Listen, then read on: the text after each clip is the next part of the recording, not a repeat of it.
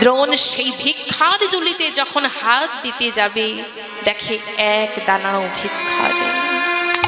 বলে তাই তো, আজ তো আমায় আর কেউ ভিক্ষা দেবে না, তাহলে কি আমরা অতিথির সেবা করাতে পারবো না?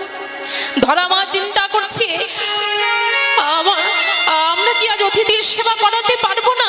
আমাদের তো কেউ আজ আর ভিক্ষা দেবে না। তাই ধরামা স্বামীকে কুটিরের মধ্যে বসিয়েছে আর নিজে বেরিয়ে পড়লেন ভিক্ষা করতে। কিন্তু কোনো দ্বারেও এক দানা মা ভিক্ষা পেল না। হরিবল। ধরামা চিন্তা করছে, অতিথির সেবা যখন আমরা করাতে পারলাম না, তখন এ প্রাণ আমি আর রাখবো না।